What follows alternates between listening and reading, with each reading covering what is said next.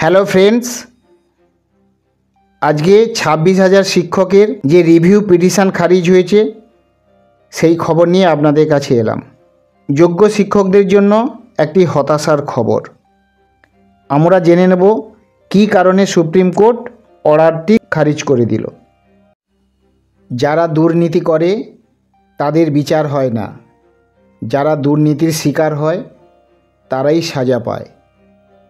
আজ আমাদের বিচার ব্যবস্থা নীরবে নিভৃতে কাঁদছে। চলুন খবরটা দেখে নিই। এসএসসি রিভিউ পিটিশন কেন খারিজ হলো? 26,000 শিক্ষকের review petition. Paschimbanga school service commission SSC 2016 সালে নিয়োগ দুর্নীতি মামলায় প্রায় 26,000 চাকরি বাতিলের রায় পুনর্বিবেচনার আর্জি খারিজ করে দিয়েছে সুপ্রিম কোর্ট। এই রায়ের পর স্বাভাবিকভাবে প্রশ্ন উঠেছিল, ঠিক কোন যুক্তিতে দেশের সর্বোচ্চ আদালত এই রিভিউ পিটিশন খারিজ করল? সম্প্রতি প্রকাশিত অর্ডারের কপিতে সেই কারণগুলি স্পষ্ট করে ব্যাখ্যা করা হয়েছে, যা এই মামলার ভবিষ্যৎ নির্ধারণ করে দিয়েছে। কেন রিভিউ পিটিশন খারিজ করল সুপ্রিম কোর্ট? সুপ্রিম কোর্ট তার আদেশে কয়েকটি নির্দিষ্ট এবং গুরুত্বপূর্ণ কারণ উল্লেখ করেছে, যার ভিত্তিতে রিভিশন পিটিশন খারিজ করা হয়েছে। আদালত মনে করছে যে মূল মামলার শুনানিতে সমস্ত দিক বিস্তারিতভাবে খতিয়ে দেখা হয়েছে এবং নতুন করে পুনর্বিবেচনার কোনো ভিত্তি নেই।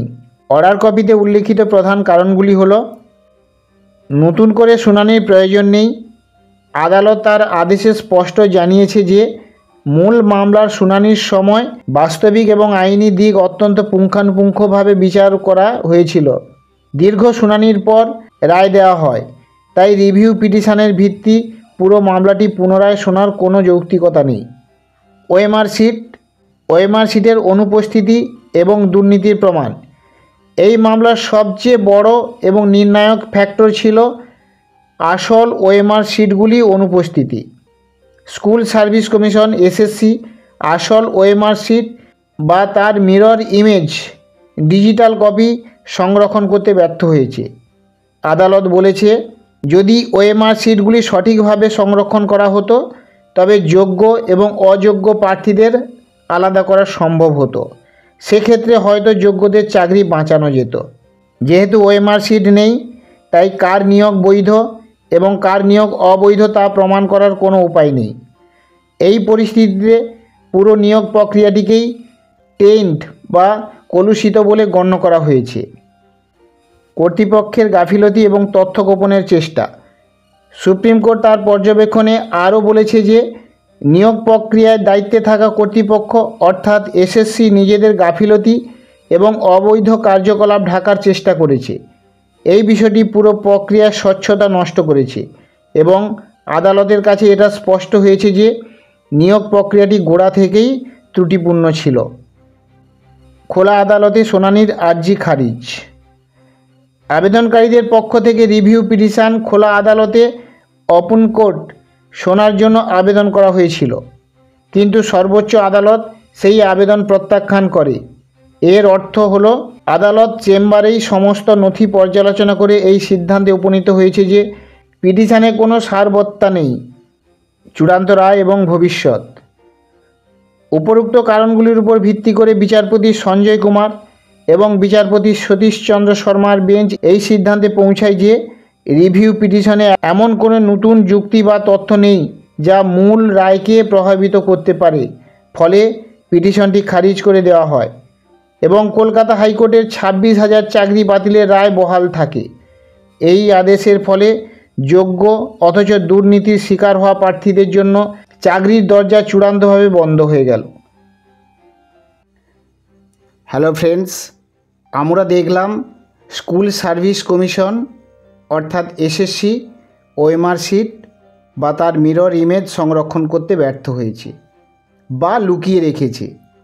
যদি ওএমআর শিট আদালতে পেশ করা হতো তাহলে যোগ্য শিক্ষকদের চাকরিটি যেত না। এসএসসি নিজের গাফিলতি এবং অবৈধ কার্যকলাপ ঢাকার চেষ্টা করেছে। এক্ষেত্রে মাননীয় হাইকোর্ট, সুপ্রিম কোর্ট সব বুঝলেন, সব দেখলেন, কিন্তু আসল দোষীদের কোনো সাজা না দিয়ে নিরীহ অপরাধী শিক্ষকদের চাকরিটি বাতিল করে দিলেন। আমার মতে ওই সময় এসএসসি বোর্ডে যারা এই নিয়োগ প্রক্রিয়ার সঙ্গে যুক্ত ছিলেন তাদেরও চাকরি থেকে বরখাস্ত করা হোক। তাহলে কেউ আর দুর্নীতি করতে সাহস পাবে না। না হলে ওনারা বারবার দুর্নীতি করে যাবেন, আর বলিদান দিতে হবে আমার আপনার বাড়ির নিরীহ অপরাধী ছেলে মেয়েদের। জানেন তো, আমরা দেখছি রাজা উলঙ্গ, কিন্তু কেউ বলতে পারছি না রাজা তোর কাপড় কোথায়। হ্যালো ফ্রেন্ডস, খবরটি যদিও খুব দুঃখের, সেই জন্য আমরা এই 26,000 শিক্ষক এবং ওনাদের পরিবারের সঙ্গে সমব্যথী। আশা করি সামনে যে এসএসসি পরীক্ষা, ওই পরীক্ষায় আপনারা ভালো রেজাল্ট করুন এবং নিজেদের কাজে পুনর্বহাল হন। আমরা আপনাদের সঙ্গে আছি এবং থাকব। ভালো থাকুন, সুস্থ থাকুন। নমস্কার।